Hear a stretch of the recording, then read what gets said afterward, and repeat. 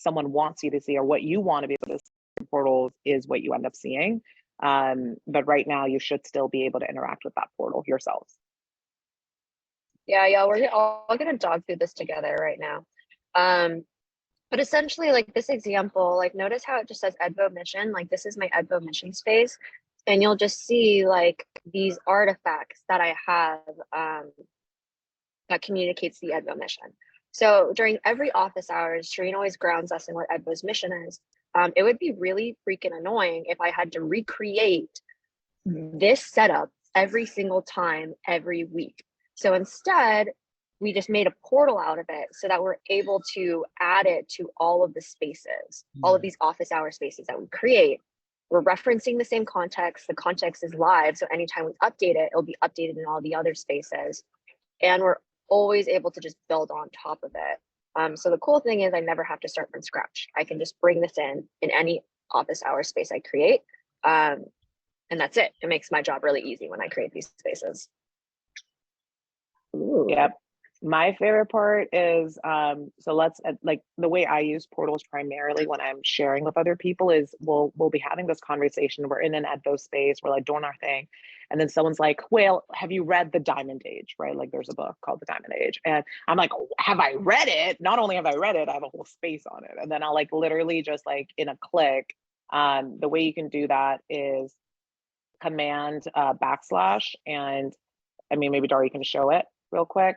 To bring things into your space. So command backslash, and then that allows you to search your Edvo database. It's a little, yeah, we've got to figure out like sizing on that, but you can just start typing in whatever, and it's immediately going to give you that, like your search history or search results for your database, and then you can bring that in, turn it into a portal. And now all of a sudden you're like, here, like I've just gone and grabbed all this rich context that I have in my database somewhere, and I've just brought it in here for you. And now that person, as long as it's shared, can just like do their thing with it. You can drag things in and out. So again, the point of portals for us, and we're really curious how you guys end up using it, how you feel about it. Do you love it? Do you hate it? All that good stuff. For me, it's really just about, I don't want to leave my screen. I want a continuity of knowledge and flow. And how can I do that, again, without having to navigate to a totally different space? How can I bring and merge my context in my current conversation?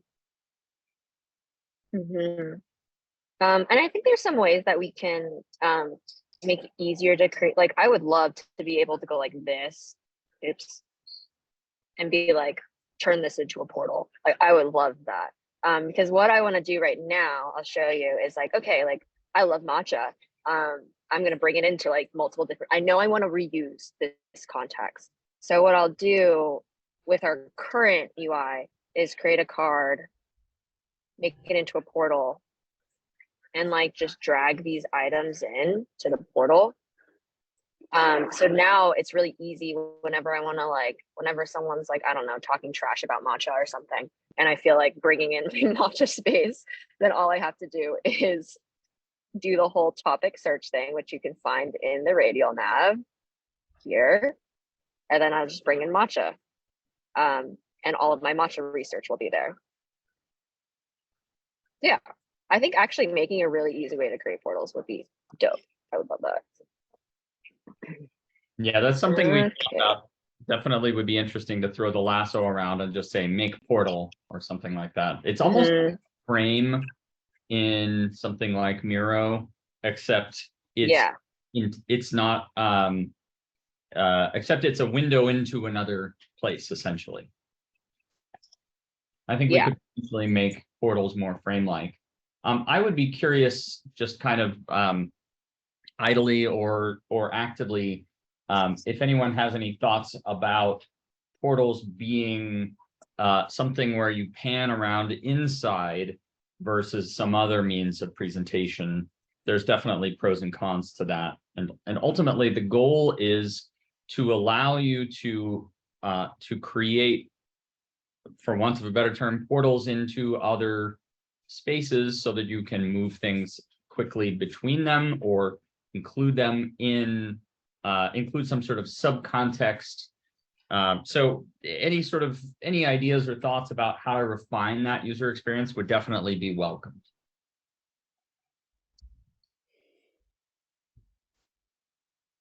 Totally. Yeah. Feel free to leave them in the space, or like once you guys start playing with portals more, we are catching a lot of bugs together right now. So just like let us know what bugs you're running into. And as we squash them, it'll be a lot easier for you guys to try out as well. Alessandra, I just saw your message. You're in San Francisco because I'm in San Francisco. So let's talk after this. What, really? Yeah, Yeah. I'll ping you. We can do that Edvo deep dive that you've been asking for. So we can do it in person, even cooler. So just let me offer a question or idea. Back to the jungle life. I got there's a lot going on in the jungle. There's all of the different fruit trees that we're planting. Got papaya, stuff that I'd never heard of until recently, zapote and different things. And then there's different ways to care for each of the plants. There's a different water schedule. There's like the type of soil that it needs. It's difficult to imagine having all of that in one space, right? Because it would be a very big space. But then again, if I separate those things, how do I chunk it down so that I can still bring it all together when I need to reference specific things like soil and water irrigation and how much shading or sunlight to give a papaya tree? I want to cluster all of that information in one go on the fly, based on the question that I'm trying to probe. So I think that that's a really fascinating motivation, and I think I want to look at this just for a moment from the abstract perspective, and then the very specific UI perspective. So abstractly, there's a sort of unbounded, complex set of relationships between each of these entities in your mind that you want to represent and navigate. Is that a reasonable way of framing it? Yeah. And so then we have, so we have the way of representing that in Edvo, full stop. That's the point of Edvo, is to be able to represent the full nuance of that and the relationships of that outside of a just pure document containment model. That's the point of the graph. So then it becomes a question of how do we present that? And I want to point out that transclusion is the sort of building block of that process, because there are a number of different potential views where we want to see the same thing in a, with its different relationships. Yeah, that's a fun bug. But there are basically, we want to see the same entities in, when you're talking about where do you want to lay them out within your garden? What are the different care needs that they have? What are the different risks and other considerations? That those are all potentially different slices into your graph, and it's incumbent on us to try to figure out a good way to visualize that. And bring those data points together when I want them. Maybe I'm doing like a chat GPT prompt. I'm saying, tell me how to care for my papaya. And then it aggregates a new space that clusters or visualizes the different elements related to papaya throughout my knowledge graph. Exactly. And so we're searching for the best visual metaphors in order to empower that. And there will always be some loss. There will always be some aspect that you might want to visualize that you have difficulty visualizing, kind of like how a cartographer has to pick and choose which geographical or civil facts they include in a given map projection, and exclude others because there's either physically not room, or we would just confuse the reader of the map. So I think a good way of thinking about this is we are cartographers. We are making different map projections, and it has to be tailored for each specific use. So how do we do that? And that's why we're searching for different visual metaphors to represent that graph information. So hopefully that wasn't too abstract, but that's the way that I think about it. One thing that I want to call out also, Gabrielle, this is such a fun prompt because you'll see on Dar's screen kind of on the bottom.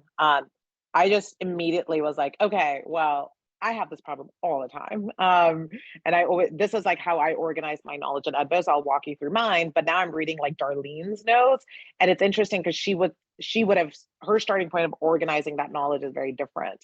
But I just wanted to really show you. And I think also like a meta point is when we, like one of the challenges I've had with other tools for thought or note-taking tools or whatever, there's two main challenges. One, I feel like I'm in some rigid paradigm, like I can only do things, let's say in a linear way. And or I have to follow some sort of methodology that's been prescribed to me, right? And so that's been really tough for me. And then number two is, of course, my knowledge is more than just notes and more than just text. And so I want to be able to include whatever, you know, information source to build that context. So in Edvo, there are many different ways you can organize your knowledge. I think the question we are asking ourselves is how do you make any organization just easier?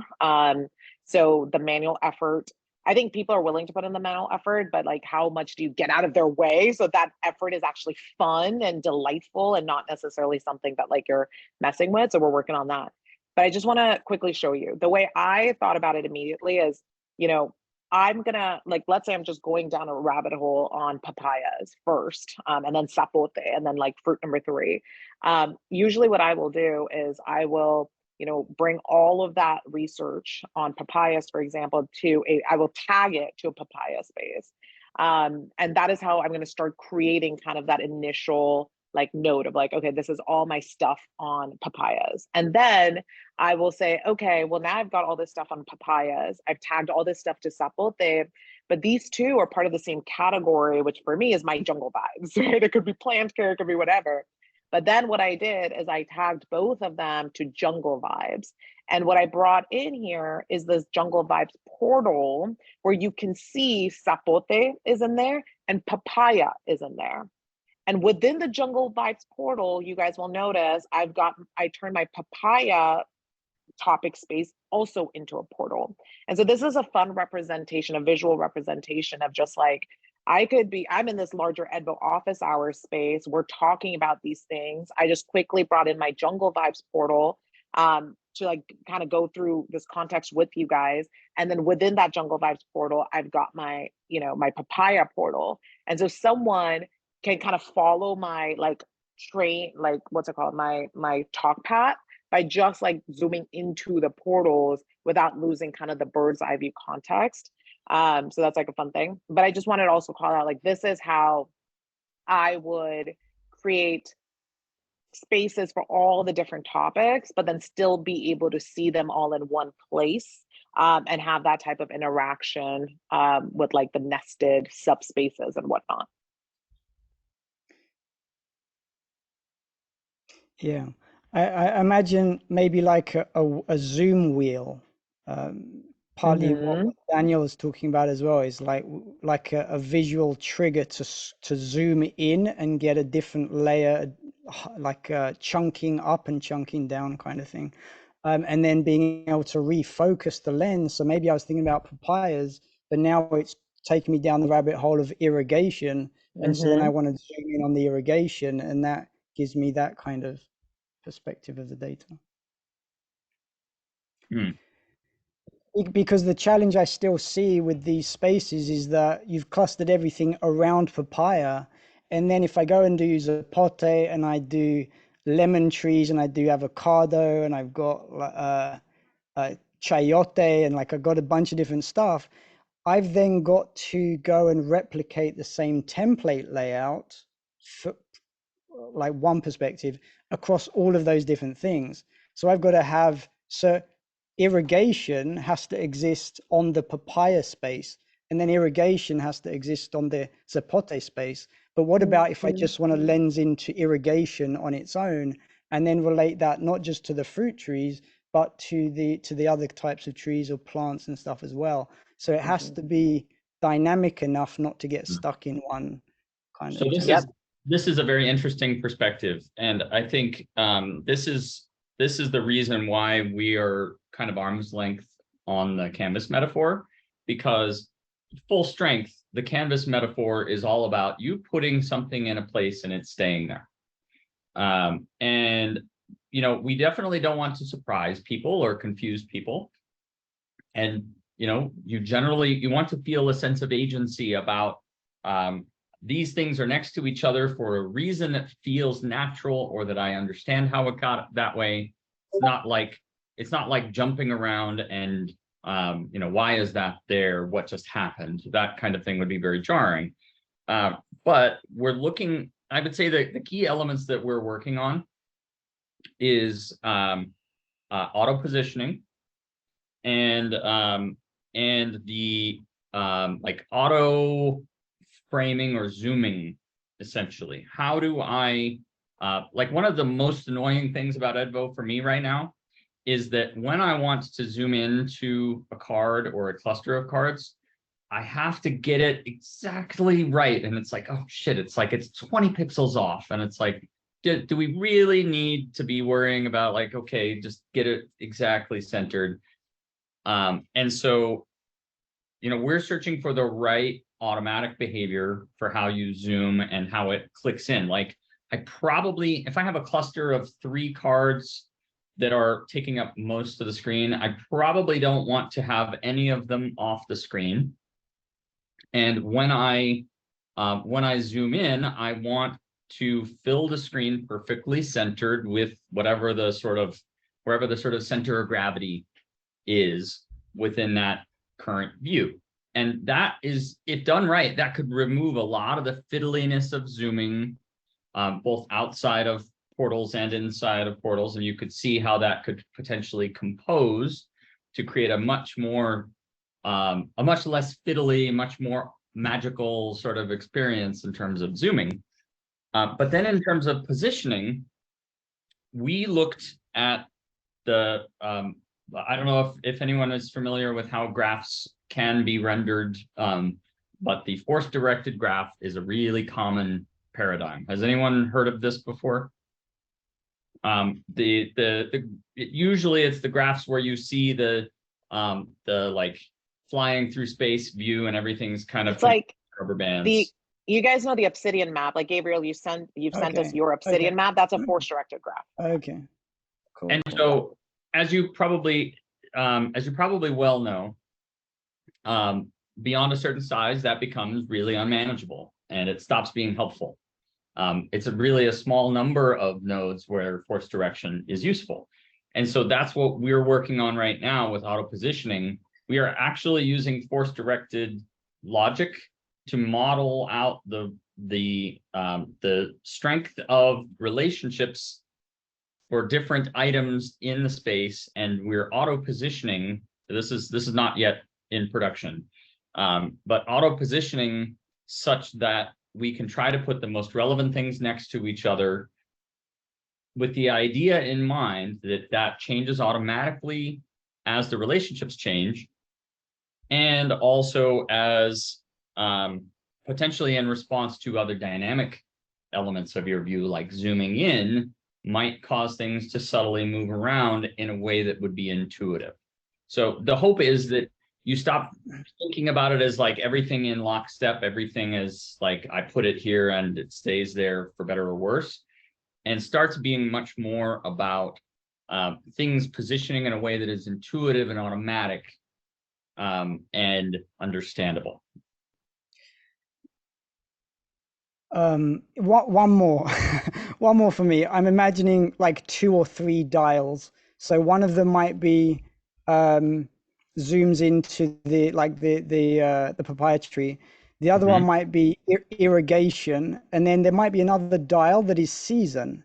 And I guess what I'm imagining is it's all tag related. I think of things so much of being related to tags. It feels a bit trite, perhaps. But if there's a relevant tag in the knowledge graph, it can display to me that irrigation is clustered with the theme of seasonality, because in the summer and the rainy season or the dry season, it's very different. So I might get another toggle that appears that allows me to adjust.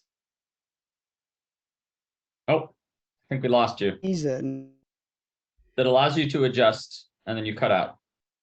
To filter and adjust the filtering and matching accordingly. So if I want to focus on irrigating papayas in the rainy season, then as I approach papayas and zoom into papaya, then because of the knowledge graph, it reveals to me a few tags that become zoom scroll wheels that I can then adjust, and then maybe opens up another scroll wheel based on tag clusters that is the seasonality, so I can get there with some like scroll wheel adjustments to exactly what I'm looking for without having to type prompts or without having to even think of it myself. It prompts me, what is the data that you might be interested? It might be seasonality, and then I can make that adjustment.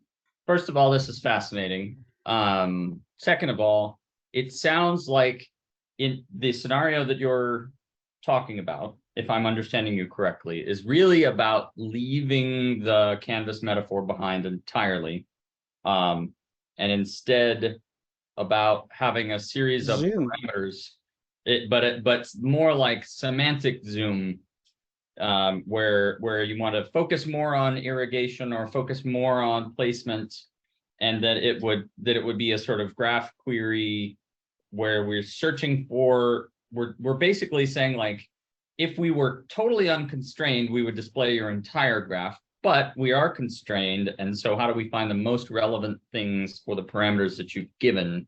And as you change the parameters, then it's going to change the things that are included or not included or where they're positioned. Is that a reasonable way to look at it? Absolutely. And giving me additional controls to make to zoom further. So maybe instead of canvas, it's like zoom. What lens or zoom you've got, like lenses maybe. That's So fascinating.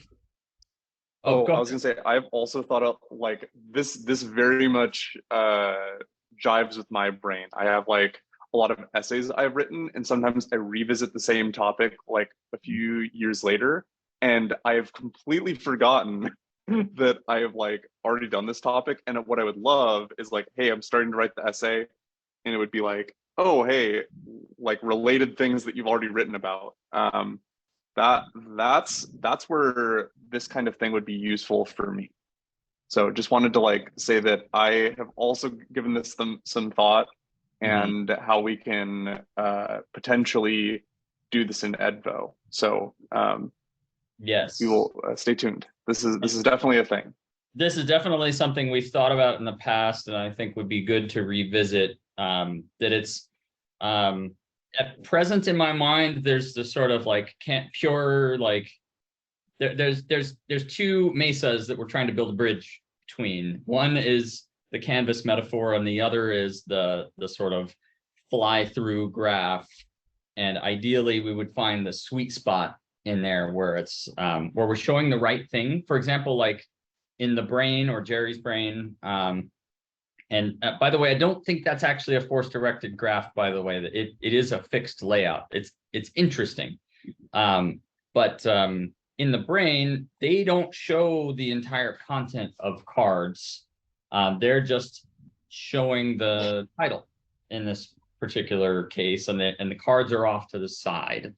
And so there's pros and cons to that, because like literally, if you measure the inches on the screen that the card off to the side is away from the little I don't know what to call that, the little lozenge that that represents it, that distance matters, because it is physical distance and it's cognitive distance. You can do that for like one thing. You can't do that for 7 things. You know what I mean? So the fundamental question of like, do we display in whatever this kind of view is as we evolve, I think, towards a sort of semantic,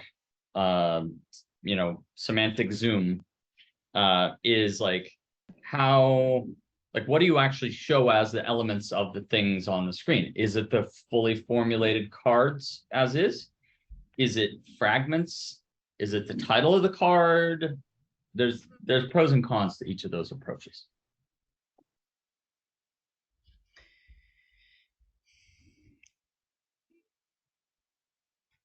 Definitely very interested in chasing that up.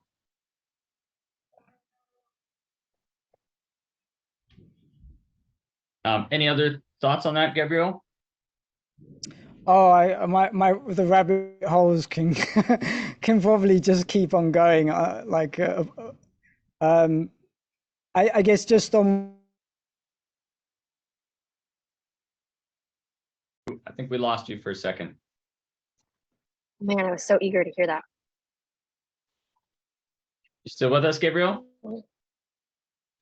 He gets into how granular can you make customization so they can literally do it how they want to do it. We caught some of that. I think it would be really desirable to double click on that. And maybe we could talk about it in the forum a little bit. Sure. Awesome. Thank you. Neat. Okay, this is kind of you kind of touched base on like positioning stuff, Daniel. Maybe we can talk about this one next. Let's do it. All right. Yeah, is there a particular prompt we want to look at that through? Robert, was there any specific context you were thinking of this in? Not really. I just often, well, I've done some graph analysis and playing with graphs and stuff, and it's fun, but it'd be interesting to have sort of both options, both the manual and the sort of algorithmic laid out. But then, yeah, I was thinking, well, you have this big graph database in your Edvo anyways. I just wasn't sure if yeah, it'd be interesting to have some sort of queries that aren't like a, hey, let me name a space and pull things into it and manually move it around. But it seemed like that was sort of what you were just touching on also. Yeah. Yeah, we've talked about query cards in the past a lot, actually. That desire of like being able to bring together existing nodes in your graph based off of a specific query. And that query could be dynamic and just like anytime you add new nodes and it matches that query, it will like show up in that space. I think I think this does touch on the point of like, how do we make it easier to create spaces, or how do we make it easier to bring in like all of the context in my existing Edvo graph that I want to use immediately without having to manually pick and choose each one and place them in. I think query is one way of doing it. I'm curious like what we might be able to explore in terms of like other opportunities to do that as well. But I think like I especially feel that pain of, not pain, but like that want of being able to like grab existing context in Edvo a lot faster. Yeah, I know it's there.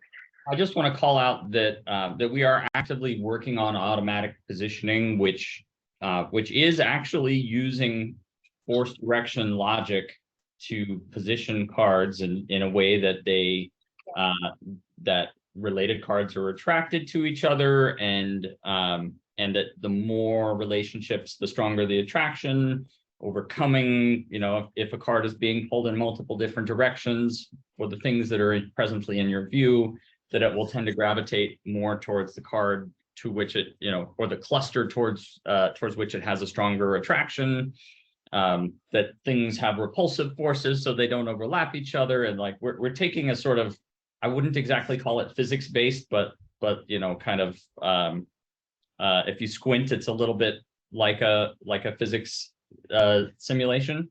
And we're doing this because we know we're going to need it for a variety of reasons. The most pedestrian of which is we're importing browser cards whenever you use the organizer and save tabs into Edvo or tag a page, that you don't have the opportunity to give it a position. And so we have to give it a position that we hope is reasonably intelligent. But we also don't want to give you the sort of force-directed graph fly through spaghetti maze that I think you get in a lot of other, you know, we're definitely trying to use force direction prudently and not just create noise, but create something that you can actually understand. I don't know if that is that kind of in the direction that you were going for?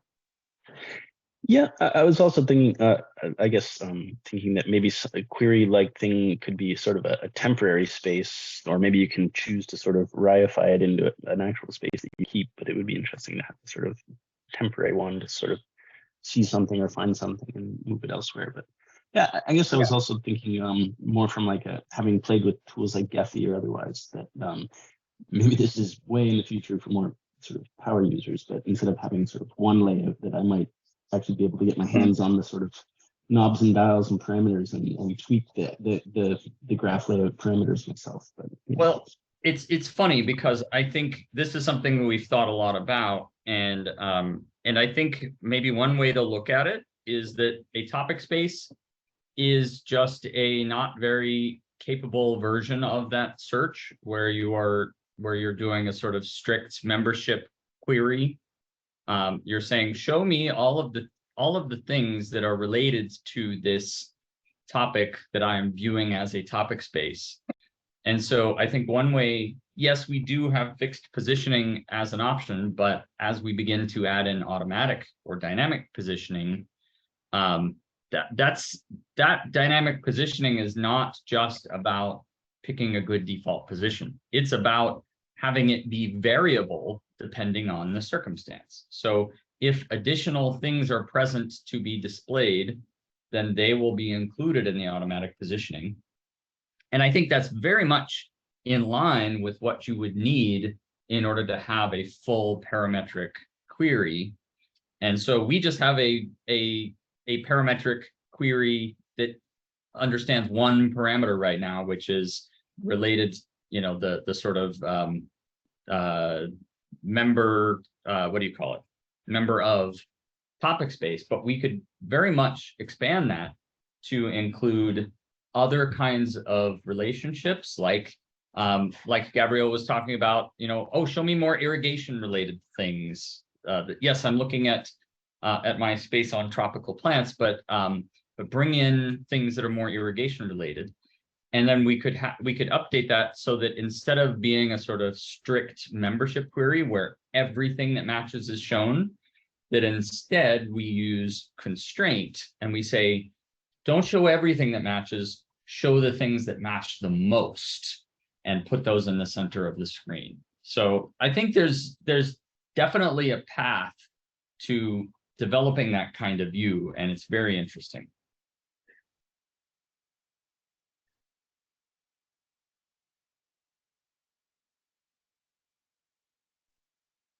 So thank you for sharing that. Yeah, I resonate strongly with that.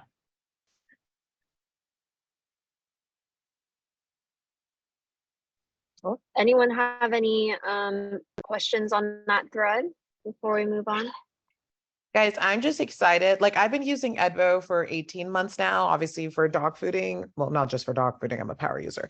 But I started as dog fooding, and I'm just so curious, like, what are all the things, we can't do this now, but the fact that like it is a graph and it is like all my stuff is actually stored in one place. What are all the queries that can be done, and what are all the inferences that can be made, and what are all the automations that I could unlock once we start kind of working in that direction? But just the fact that that potential even exists, and it's not like I'm not yeah, that stuff's so cool for me. So these conversations are awesome. I'm like excited for us to get more down those rabbit holes too. I guess one other idea. I use Starlink, and it's like 99% uptime, so I don't know what's happening. I've got a storm brewing above me with clouds. So that's probably what it is with the internet. Normally it's fine. But I think I keep coming back with Edvo to people wanting to present. And I just thought, as Shireen is talking about content creators, imagine a content creator being able to filter on the fly a topic, a combination of tags or whatever, that dynamically adjust the space that comes from their own knowledge second brain, that they can then speak to on YouTube live or Instagram short or whatever, just the dynamism of presenting through Edvo, I think personally is one of the most exceptional use cases. So I have a question that's maybe impossible to answer right now, but I want to kind of put it out there. Is in that query view, is there panning, or do you just fill the screen as much as fits and there's no panning? Because that's the question of constraint. If you have no constraints, then you would display your entire graph. But we have only so much room on the screen and only so much capacity for our eyeballs to understand one visual context. So we have to only show the best information, the most relevant information. So so how do we constrain that? Do we constrain that by looking around on a two-dimensional plane? Or do we constrain that by saying, no, in this view, there's no panning and only the stuff that fits is what is displayed? Or is there some other compromise? Again, maybe literally by panning, you are kind of influencing the cluster of nodes or tags or keywords that are being considered, and then you've got the automatic updating based on, like, panning becomes part of the lens of focus where you're putting the system's attention. So that makes sense to me that it could pan. I think I have a mental image of that, and I want to write it up. I want to find the right terms for that, but I feel like that could be really powerful if designed right. And frankly, not that far from what we have today in terms of implementation details. That's the key thing. Yeah, and I'm wondering if the flow is really akin to what you do, let's say, on Amazon when you search for the products, right? You have like the vast catalog of things. You input the initial search query, whether it's papaya, irrigation, or season, or whatever it is. And then you got the response from the system, which is the initial set of data which matches that query, right? And then you have tools to continue refinement. Maybe you add additional search terms. Maybe it's the visual tools which you use, in order to pan around and find things that of interest to you and kind of like zoom into that. Maybe it's something else, right? We will certainly explore a couple of UI paradigms in there and see which one provides the best user experience. Yeah, I'm currently on weekends working on something with like live query searching and widgets. So look for that in the next few weeks. It's going to be really, really cool. Yeah, this is exciting. Yeah, I look forward to discussing that. That'll be great. I have some thoughts specifically, Gabriel. Your comment really sparked some ideas. So I want to digest that a little bit and follow up. I do want to point out, by the way, real quick, is that this is building the bridge between, the two mesas, the one of the canvas metaphor and the other of the sort of fly through kind of experience. This is very much why we experimented with the blobbies, and they're far from perfect right now, but this is one way to begin to tie the sort of spatial metaphor and the relationship metaphor together. Is that if we can build a sort of visual connective tissue that is backed up by graph edges, then we can have some parts of your experience that are planar and therefore not jumping around on you, but other parts of the experience that are more dynamic and reactive to conditions. So that was an experiment, and I mean, I don't know how people feel about the festive colors, but very much intended to give spatial orientation without strict adherence to planar coordinates. Does that make sense?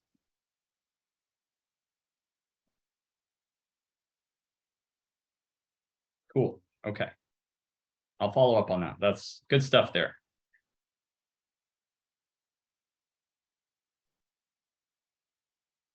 Awesome. There's so many other rabbit holes that we can go down based off of like literally the last 20 minutes. Anything else along those threads before we move on to the next topic? I do want to point out briefly that the brain has a very interesting format that is not, in fact, a force-directed graph. It looks a little bit like how people present force-directed graphs, but it is decidedly a fixed arrangement. I forget what all of the columns are called, but it is decidedly fixed. So there's like, you know, the brain and which Jerry's brain uses has like big vibes energy, and a lot of that is in the animation and just the fact that it's a decent layout. I think it would be useful at some point to do a critical analysis of the brain, what's good, holy moly, what's good about it and what's bad about it, and we can that might be an interesting topic of conversation. Mm-hmm. Yeah, that would be cool to bring the entire community in on like the yays and nays of the brain and what affordances they have, but also like the Obsidian force-directed graph and other maybe like interfaces or graph representations that people use. Mm-hmm. I'm about to have a cough attack, so Shreen, if you want to make, if you want to prompt the next question, I got you. I got you. Cool, guys. So we've got 9 more minutes here. Any other questions we want to get into? Hi, so I think I came a little late, but I see that you guys have an update to say that the portals are working now. Yeah. We'll send you also, well, first of all, what's up? Thank you for coming. Good to meet you. I like quickly Googled Malcolm as he was in. I was like, who's Malcolm? Let's see. So looks like you're working on some cool stuff that has lots of synergy. So please tell us about it. And just a quick note on the portals. We record all of these office hours. So I'll send you the recording, and it's like the first probably 20 minutes, but definitely the first 5 minutes, you can see what the portals are and all that good stuff. Gotcha, cool. Yeah, so at the moment, I'm building a mobile web browser that makes it a lot easier to manage like your sessions. And it's synced to a Chrome extension that makes it really easy to turn your tab groups into like their own dedicated spaces where you can like save bookmarks and just organize information related to a specific topic. So very similar to like what you guys are doing, just without a spatial canvas. But I have thought about what that would look like with the application that I'm building. So yeah, I'm really interested in what you guys are building. I saw a demo of Edvo a while ago, like in the Tools for Thought community on YouTube, and I was just really impressed by the product. And it's only recently that I've been able to like dive in and start trying to use it. I think like what I'm struggling with right now is, I guess what I want to use Edvo for is kind of like a mind map, or like I use like FigJam a lot to like map out some of my ideas. But the problem I have with FigJam or just any of like the like digital whiteboard applications is that like as I start to like map out like a really complex hierarchy, I wish that the elements themselves were spaces that I could dive into. And so I find that you guys are kind of doing that with the portals. I just wish that like the portals, I think I sent a message in the chat, but I think I sent it directly to Alessandra and not to everyone. But I was asking whether or not portals were like collapsible, because I feel like sometimes there's just too much going on, too much information on the canvas. And I would love it if like you could like group a bunch of elements, maybe they are grouped into a portal, and then you could collapse that portal so that you could have more stuff within one canvas, but like not show everything that's not necessarily relevant at the moment. Would it be useful? First of all, I think the collapse metaphor is really interesting, and I'm curious as to whether it would be useful to have a sort of kind of like the way the brain works, to have a view of a topic in a space that is kind of just the title. Exactly. Yeah. Yeah. Is that something that people resonate with? Maybe like a quick like collapse expand kind of thing. Yeah, I mean, that would definitely work for me. And even with notes too, just being able to collapse the note to just the subject line would help, just to like be able to fit more stuff in a canvas. Yeah. So that you can like map things out and have things like look at things at a higher level and then zoom in as you need to. And I think this has nice, there's a nice interaction between that and auto positioning, because as you collapse it, your view could become more dense. And as you Exactly, expand yeah. it could make room for the card to expand. That would be very interesting to explore. And then you guys are you do have like arrows that you can draw from different elements, right? Like I think I've tried to use it. I'm not sure if it works quite. There's a lot of love that we can put into them, but they do exist. So if you click on this card, let's try it together. If we click on this card and you see these little dots, you can click. We don't have like proxies for them yet, so I'm just holding my mouse down, but I can't see if there's an arrow or not. And then I'll just go to another card, and once I like drop it or connect it, it'll appear. So the lack of a drag proxy makes it a little hard for you to know if an arrow is being created. But if you trust us, then just click on this dot and drag And drag it to an and element. it will Okay. form an arrow. Yeah. Yeah, that was something I was try trying to it at do. this I wasn't sure how to do it. Yeah. Yeah, and then Yeah. drag the connected elements around so we can see like how arrows move. Beep, beep, beep. Comes with those sound effects too. Very cool. You know, we're also thinking about not just connecting cards, but also elements of cards. Yeah. And the easiest way to think about that is like, I want to have an arrow between one particular line of an outline to some other card or some other line of some other outline. And I want to create a relationship between those things. So not just whole cards, but areas inside of cards. And the only reason why we don't support that right now is we need to find the right way to visualize that. And there will be times when you can't draw the arrow because it would be too busy and it would be distracting. And so maybe we do a little, like just a little stubby arrow showing that there's some outbound relationship here, but we're not drawing the full relationship. So we've thought a lot about those kinds of things, and we're focused mostly on quality right now, fixing bugs and increasing the quality of the user experience. But definitely very interested in revisiting those kinds of questions.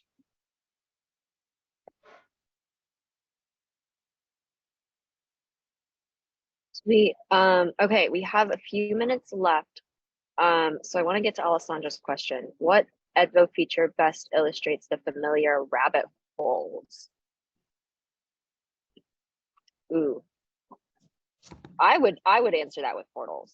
I think portals are what kind of display the rabbit holes the most, mostly because like I like to visualize my rabbit holes and I like to visualize what path specifically I took.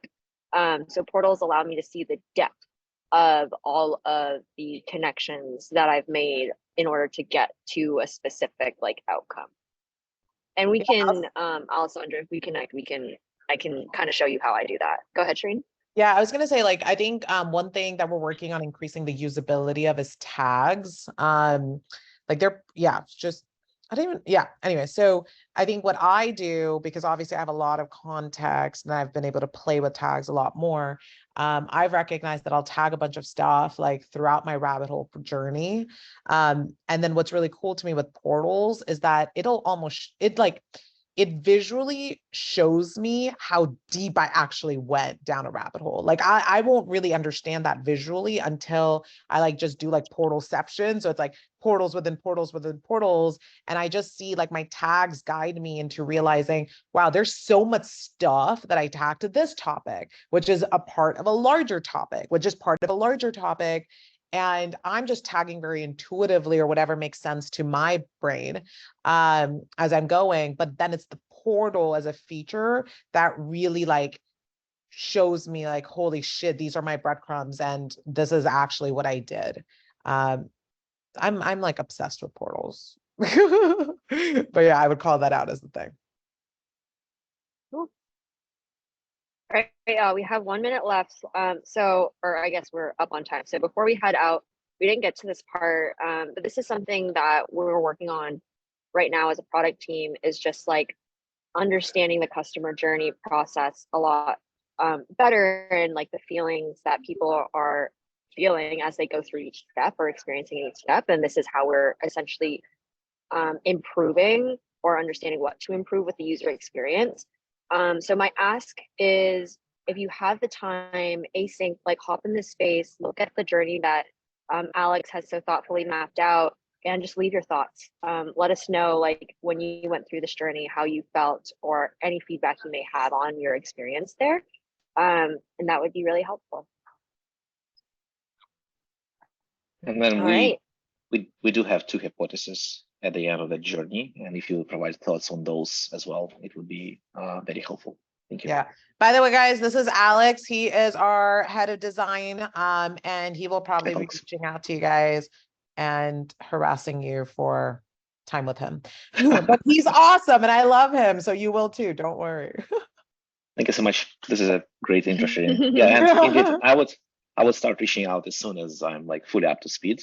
Right now, I'm still ramping up, but yeah, expect to hear more from me soon. Amazing. All right, guys. I'll share the link in the Discord again, but thanks, y'all. We'll see you in Discord. Thanks, everybody. Thanks, everyone. Have a great day, guys. Bye. Bye. Bye.